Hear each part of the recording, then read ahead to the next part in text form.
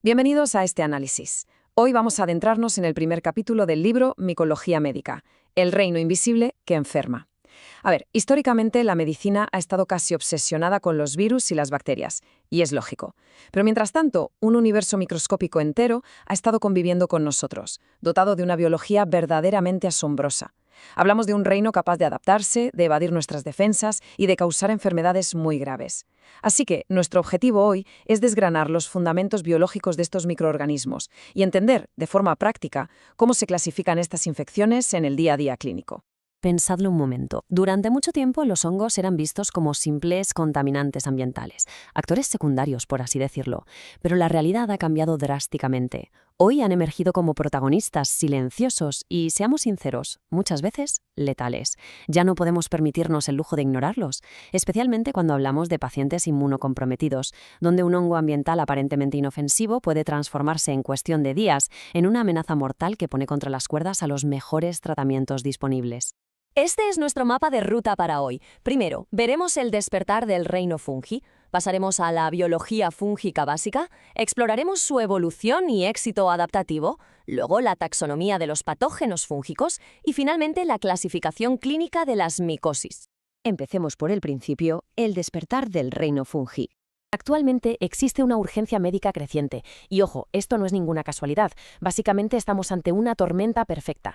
El brutal aumento de estas infecciones invasoras viene impulsado por la expansión de poblaciones inmunosuprimidas, el uso rutinario de quimioterapias, más procedimientos médicos invasivos y, claro está, el envejecimiento general de la población. Resulta paradójico, pero los formidables avances que nos permiten salvar vidas en otras áreas de la medicina han creado exactamente el terreno fértil ideal para que estos patógenos oportunistas prosperen como nunca antes.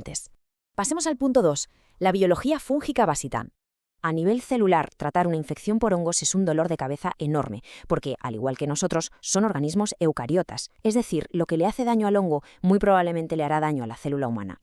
Sin embargo, tienen un par de puntos débiles, su propia armadura, por así decirlo. Tienen una pared celular compuesta de quitina y glucanos y una membrana plasmática que contiene ergosterol en lugar de nuestro colesterol. Y fijaos, esto no es solo un dato curioso de biología, estas diferencias representan exactamente las dianas a las que apuntan nuestros medicamentos antifúngicos actuales.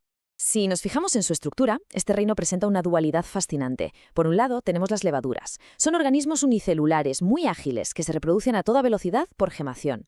Por el otro lado, encontramos los mohos, que son arquitecturas multicelulares bastante complejas, formadas por redes de filamentos llamadas hifas.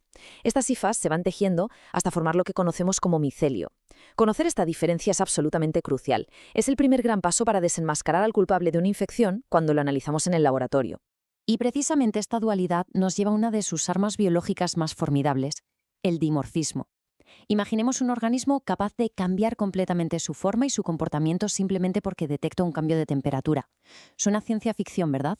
Pues en la naturaleza, a unos 25 grados, viven tan tranquilos como mohos en la Tierra. Pero al ser inhalados y sentir los ardientes 37 grados del interior de nuestro cuerpo, se transforman automáticamente en levaduras altamente invasivas, un mecanismo de supervivencia evolutiva que es, francamente, espectacular. Otra de sus características estrella es la osmotrofia. Imaginemos poder digerir la comida antes de tragarla. A diferencia de los animales, los hongos hacen exactamente eso. Secretan todo un arsenal de enzimas hacia el exterior para licuar la materia orgánica que les rodea y solo entonces absorben esos nutrientes ya procesados. Esta versatilidad metabólica es brillante. Les permite subsistir igual de bien como saprófitos comiendo hojarasca en un bosque que como parásitos devorando tejidos vivos. Número 3 en nuestra lista. Evolución y éxito adaptativo.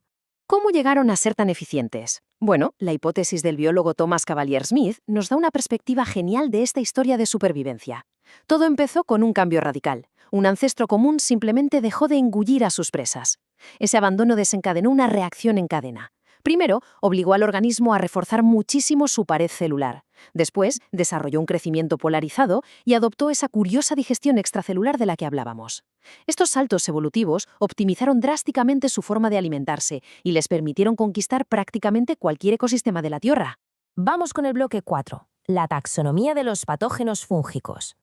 Atención a este número, 80%. Se dice pronto, pero significa que de los cientos de miles de especies de hongos que habitan en nuestro planeta, aproximadamente el 80% de los que tienen relevancia médica y nos enferman pertenecen a un solo filo dominante. Es una auténtica barbaridad. Ese abrumador 80% pertenece al filo Ascomycota. Es ahí donde encontramos a viejos conocidos de la clínica, como Cándida, Aspergillus o Pneumocystis. Pero cuidado, porque las otras familias también traen lo suyo. El filo Basidiomycota, por ejemplo, agrupa asesinos muy sigilosos como el Cryptococcus, famoso por causar meningitis mortales. Y luego tenemos el filo Glomeromycota, que alberga a los mucorales, tristemente célebres por provocar infecciones fúngicas que avanzan tan rápido y son tan destructivas que requieren cirugía de emergencia. Llegados a este punto, la pregunta es obligada. ¿Cómo traducimos toda esta biología a la práctica médica real? ¿Cómo se clasifican estas infecciones en la clínica? Y eso nos lleva al quinto y último punto, la clasificación clínica de las micosis. En medicina somos muy prácticos. La clasificación se basa fundamentalmente en dos cosas, la profundidad de la invasión y el estado inmunológico del paciente. Fijaos en el espectro. Vamos desde las infecciones superficiales y cutáneas, que apenas rozan el cabello o las uñas, pasamos por las subcutáneas, que logran entrar tras algún corte o traumatismo físico, y finalmente llegamos a los verdaderos pesos pesados, las infecciones endémicas y las oportunistas, que tienen la capacidad de invadir nuestros órganos internos de manera sistémica. Empezando por las más leves, las micosis superficiales y cutáneas. Infecciones como la pityriasis versicolor, causada por la levadura malassezia, no van a poner en riesgo nuestra vida. Normalmente se consideran un problema puramente estético, ya que alteran la pigmentación de la capa más externa de la piel. Ahora bien, son abrumadoramente comunes en las consultas de dermatología. En climas cálidos y húmedos pueden llegar a afectar a más de la mitad de la población. Vamos, que clínicamente son imposibles de ignorar. Pero claro, si esa barrera protectora de la piel se rompe, digamos por un pinchazo con la espina de una rosa o un traumatismo, entramos de lleno en el territorio de las micosis subcutáneas, como es el caso de la esporotricosis. A nivel local, estas infecciones son tremendamente destructivas. Evolucionan de forma crónica, a veces durante meses o años, creando úlceras o nódulos profundos que la verdad suponen un reto diagnóstico y terapéutico gigante para cualquier médico. Y finalmente llegamos a las infecciones que de verdad comprometen la vida. Aquí es vital distinguir entre las dos grandes amenazas sistémicas. Por un lado, tenemos a los patógenos endémicos, esos hongos dimórficos que atacarán a personas completamente sanas basándose solo en su geografía. Te basta con respirar sus esporas en el lugar equivocado. Y por otro lado, tenemos al hongo oportunista, como la cándida, que convive pacíficamente con nosotros a diario y solo ataca, a veces de forma letal, cuando detecta una caída dramática en nuestras defensas. Así que nos queda una reflexión inevitable. A medida que las poblaciones inmunosuprimidas siguen creciendo a nivel mundial, ¿está verdaderamente preparada la medicina moderna para el próximo salto evolutivo del reino fungi? Hablamos de un reino letal, muy sofisticado y en constante adaptación, con tratamientos que muchas veces chocan con la toxicidad para nuestro propio cuerpo y patógenos desarrollando nuevas resistencias. La comunidad sanitaria tiene por delante un reto colosal. Comprender estas bases biológicas del primer capítulo es, al fin y al cabo, solo el primer paso para prepararnos para las amenazas micológicas que ya están llamando a nuestra puerta.